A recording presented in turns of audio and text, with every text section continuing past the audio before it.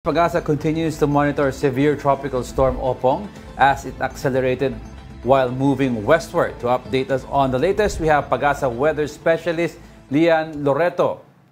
Welcome back, Lian.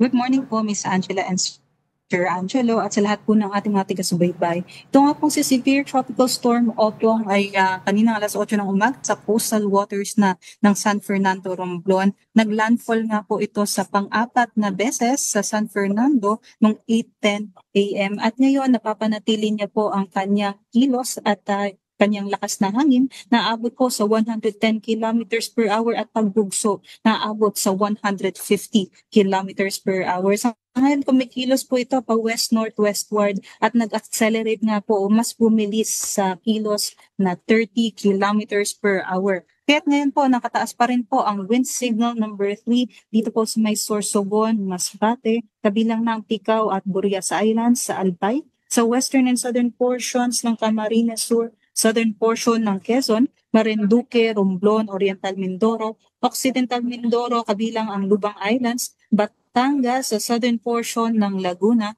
western portion din po ng Northern Samar, western portion ng Samar, ang extreme northern portion ng Biliran, northwestern portion ng Capiz, sa northern portion ng Aklan, at dito rin po sa may Kaluya Island. Sabihin nito, ang hangin na mararanasan nila ay 89 to 117 kilometers per hour sa loob po yan ng 18 hours. Samantala, wind signal number 2 naman po ang nakataas sa may Catanduanes, sa nalalabing bahagi din po ng Camarines Sur, Camarines Norte at ng Quezon, sa nalalabing bahagi din po ng Laguna, Rizal, Cavite, Metro Manila, Bulacan, Pampanga, Bataan, southern portion ng Zambales at Calamian Islands, pati na rin sa nalalabing bahagi ng Northern Samar, northern portion ng Eastern Samar, northern and central portions ng Samar, nalalabing bahagi ng Biliran, northern portion ng Leyte, Cebu, pati na rin sa may Negros Occidental, Iloilo, nalalabing bahagi ng Capiz, Aklan at sa may northwestern portion ng Antique.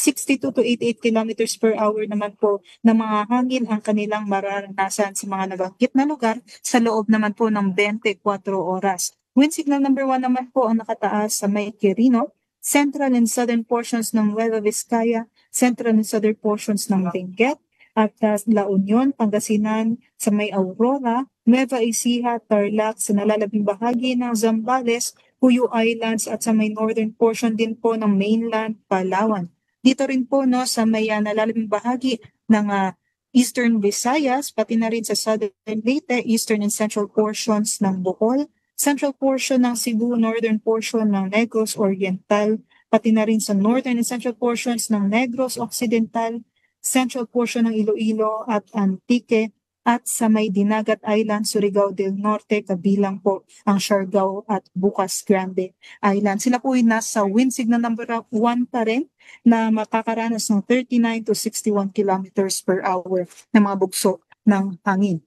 At ito nga pong ating track ng bagyong Opong ay mas nag-southward po or yung shift niya ay nag-southward po at hindi na nga po direktang makaka-hit dito sa Metro Manila, habang dito naman po sa may Romblon, Marinduque at sa may Mindoro provinces, posible pa rin po na si Severe Tropical Storm Opong ay maglandfall. Mababa naman po yung tsansa na mag-re-intensify pa ito o mas lumakas pa habang binabaybay ang mga nasabing lalawigan. Ngunit mag-emerge po ito dito sa may West Philippine Sea at posible pang mas lumakas habang binabaybay ang mga waters dito sa may West Philippine Sea. Posible pa rin po siyang maging typhoon. Bukas nga po, inaasahan natin na makakalabas na ito ng ating Philippine Area of Responsibility at halos buong bansa po natin ay makakaranas ng mas improving weather conditions. Aside po doon, nakataas naman po ang gale warning natin sa may southern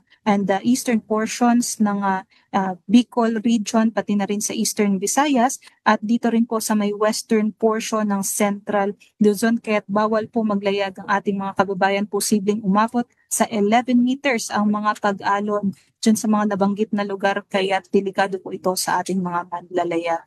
At yun lamang po ang latest galing dito sa Pag-asa Weather Forecasting Center. Ito po si Lian Loreto. Lian, ang question ko lang is, anong oras natin mararamdaman ang peak nitong bagyo sa NCR today? Sa ating pong nakikita ay posible ngayong hapon between 4 to 8 p.m. Ang mas malapit po itong si severe tropical storm Lian, sa yung 4 dito to sa 8 Metro p.m., Manila. yung 4 to 8 p.m. ang sinasabi mo, yan ang signal number 2? Posible po magtaas ng signal number 2, ngunit yung sentro naman itong bagyo ay possible nasa Mindoro province by that time. So south of Metro Manila po ang mas babayuhin nitong si Opong. Okay, any other weather systems that we are monitoring at the moment? Sa ngayon wala pa naman po tayong ibang masamang panahon na binabantayan. Ngunit mag-update lamang po tayo dito sa Pag-asa o sa mga possible changes or developments sa ating weather. Alright, maraming salamat, Pag-asa Weather Specialist, Lian Loreto.